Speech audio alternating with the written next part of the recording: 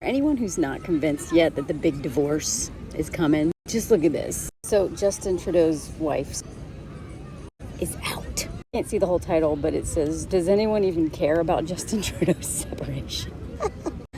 No, but we should, and here's why. Before I get into it, Hope Pedler's the one. I don't know if she coined that term. If not, someone correct me, but I absolutely agree with her. She's been talking about this for a while, about how the great divorce is coming.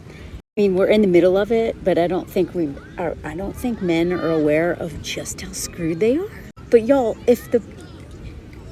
if a woman can't even hold out till the end of her husband's prime minister term, like, she is tapping out now. She could have easily just gone with it a couple more years. I don't know how much longer he has. She was like, no. Now, most media outlets don't seem to be making a big deal out of it. And this one for the New York Times kind of made it seem like no one cares because people don't believe in their leaders anymore anyway. Like, common for divorce, blah, blah, blah. And it says stuff like, oh, we don't really believe in like perfect families anymore. And that a lot of us are projecting, Freudian, blah. Then it goes on to give examples, being like, well, Justin, was like a child of divorce when his dad was the boss. I'm going to get back to that in a minute because I have something to say. I mean, Mayor Bill de Blasio, he apparently just got divorced. And he's all like, when I look back, I probably should have been like asking her, are you happy? What will make you happy? What's missing in your life? These men always realize when it's too late, blah, blah, blah. There's so much stuff that's like, it's not a big deal. It's like normal. It's becoming more normal. No. Because this article I just read, oh God, this is what all of them should be talking about. Because this divorce is the canary in the coal mine, baby. I'm going to try to say this right. Sophie Gregoire Trudeau's next move, get paid, baby. Unlike a lot of women, she's not waiting till these kids are out of the house. This woman gave up her career to do a job that apparently she doesn't even get paid at. And she's 48. I think a lot of women are leaving their husbands in their 40s and especially their 50s. And they're not waiting till the kids are out of the house. They're just like, you know what? Fork you, man. At least she's working on a book, doing stuff with like yoga and whatever. I don't know. I don't really care what she's doing because I don't really know much about her. But what's happening in this marriage is important. Because when it all started and they got engaged, she was like, I'm the luckiest girl in the world, right? Because so many of us have bought into this whole thing of like, oh, I found a good partner, a progressive man. I have a career, he has a career, we'll just be partners. No, men who aren't really doing the work, they don't want a partner. They want a sidekick. They want someone to do all the work for them and then they get to be in the spotlight. Apparently, they've been in couples therapy for a while. And he admitted a while ago there are times when she hates his job and hates him for loving his job. Is it that she hates him for loving his job, or could it be, Justin, that you care more about yourself and don't acknowledge all the things that she's giving up to support your career? Because I'm guessing that might be it. I don't know. And then there's this paragraph, main character issues. Now, she claims to have had a happy childhood despite a time with eating disorders, but overall, like, confident. She had her own career. She was like a TV host or something. Apparently she was like known for her confidence. Not long after Justin was sworn in or whatever, she admitted she was overwhelmed and needed help. It got into a political debate about motherhood and the fact that Canadian taxpayers were paying for the family's 2 nannies. Apparently, prime ministers aren't used to having, young children in the office or whatever. And she's like, dude, I need help. Like, I'm doing a full-time job and I'm raising 3 kids and my husband is completely unavailable. You guys should pay for childcare. And they said no. They only paid for one of the caregivers. The other one they had to pay out of pocket. So apparently this whole time, despite her whole career being sidelined, she was still, doing social media. She was volunteering. She was doing all this stuff. Michelle Obama apparently once introduced her as her soulmate. And as we learned from Michelle's interviews after she got out of the White House, she's pissed. You heard that interview, right? She was like, for 10 years, I hated him. Why? Because this woman's brilliant and her career was put on hold. The first lady jobs are not respected, even though they really should be. And if you don't, Eleanor Roosevelt, dude, everything that her husband took credit for, she was behind all of that.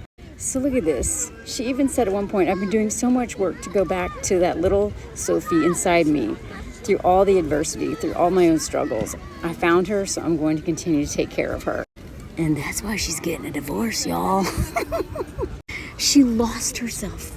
Like so many women, she seems like, okay, I am speculating. I don't know this woman. But I think that a lot of times we can learn a lot about what's happening in our culture from what's happening with celebrities and like people in the spotlight. This woman had a very successful career, and then she married this dude, and he's like, hey, you want to be the sidecar, and I'm going to be the motorcycle, and I'm going to drive us, and you're just going to be like along for the ride, and everything I do is going to impact you, but you don't get any credit for it, and everything that you want in life is going to be on hold. You cool with that? Like, I don't think she realized that's what she signed up for, but that's exactly what she got. And so now it seems to me, because it doesn't seem like there's an affair or anything else, although I'm sure there were. My guess is that this right here is why she's like, you know what? No, I'm losing myself. I've lost myself to motherhood because I don't get the support I need, and to being a wife, and a wife to a man who is in the spotlight and wants to be the main character. You don't want to be a sidekick, y'all, and I think a lot of women are over it. Now, back to Justin's daddy. I did not know that until this article. So they got divorced, him and his wife. Justin's mom was 22 when she married sitting prime minister 30 years her senior. Predator. But look at this paragraph. Both Justin's mother and his wife were wedged in positions in a political system under a constitutional monarchy that doesn't recognize the prime minister's spouse in an official role. They're expected to do all that work. But look at this. Like the First Lady of the United States, I did not know this, y'all. She did not collect an official salary. They don't pay the First Ladies, y'all. What the fuck? Despite regularly accompanying her husband in official visits or hosting high-profile guests for government events. And unlike the First Lady in Washington, there's no formal office in Canada for the political spouse. So all of her income was stuff that she did on the side. All that work, showing up for her husband, literally showing up at events, giving keynote speeches. She's probably writing his speeches like so many of these wives. She's doing everything and literally hosting events, huge events for very important people. She doesn't get paid anything. No wonder she wants out, dude. She wants her money. Look at this. She wasn't paid for delivering a virtual keynote address at the party's national convention. She doesn't get paid for anything. Why wouldn't she want out of this? It's one thing if you're supporting your husband. If you are working that hard, not only behind the scenes, but literally in the spotlight and don't get paid anything, what? Why would anyone want to be a wife of one of these dudes? That's why I think being a stay-at-home mom is so dangerous, y'all.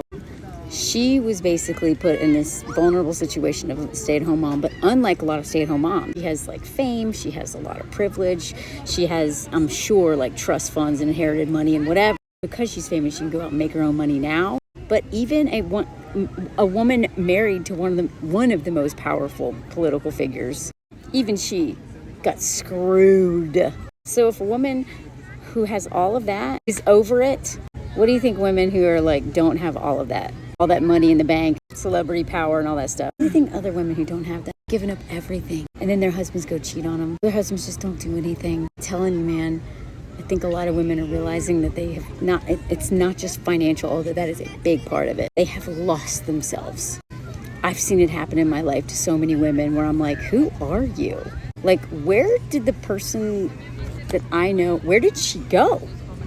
Who are you possessed by now? Because this is not the person, the woman that I have loved for decades. Women are waking up. And men are about to be even lonelier. There's women who are in marriages with men who make themselves the sun and everyone has to orbit around them. Those women are in a loneliness crisis too. Unlike men, they at least have been putting time and energy and effort in their community and friendships. Don't give a fork about the male loneliness crisis. If you want to stop being so lonely, stop being so selfish. Go heal your trauma, bro. Because your days are numbered. Women are not putting up with this crap. And good for us.